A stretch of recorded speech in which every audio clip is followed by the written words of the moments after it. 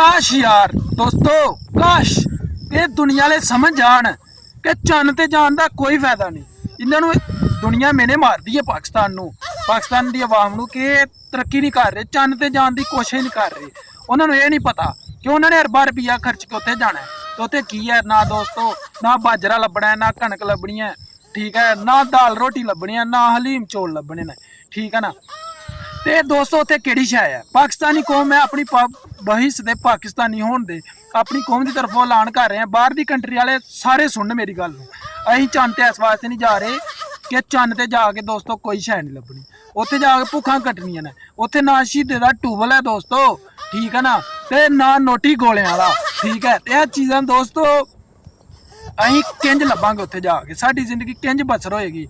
असीं ओह अरबां रुपया अपने मुल्क ते लाने दोस्तों, ठीक है ना, रोड बनाने, मोटरवेवां बनाने, ठीक है ना, ते अपनी जेड़ा ना हुकूमत दे नाल अपनी सियासतदान जेड़ी मैच्योरिटी है उन्हां दे नाल असीं चलने आ, साडे वास्ते यही काफ़ी है।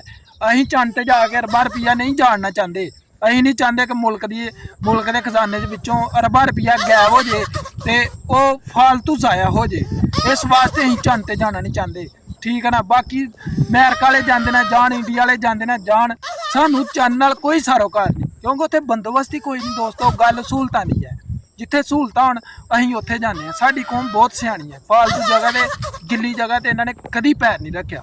ते सारी पाकिस्तानी कौम नूं सलाम है कि जिहड़ी जिन्हें तक चंद ते जाण की कोशिश नहीं की, क्योंकि अपना फायदा सोचेआ है।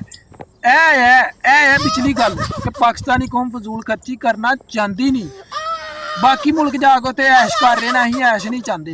असीं कहने अपने मुल्क दे विच 24 घंटे रहिए, एक मिनट भी अगे पिछे होइए हो गए ना तो मुल्क का निज़ाम धर्म भरम हो जाएगा। असीं अपने मुल्क में तनहा नहीं छड्डना चाहते, इस वास्ते असीं चंद ते नहीं जा रहे। मत सोचते हुण बाहर दे कंट्रियां वाले कि पाकिस्तानी कौम पिछे रह गया, नहीं असीं जानबुझ के नहीं जा रहे, सानू जरूरत नहीं है, उत्थे नलका नहीं लभना, ट्यूबल नहीं लभना, ठीक है।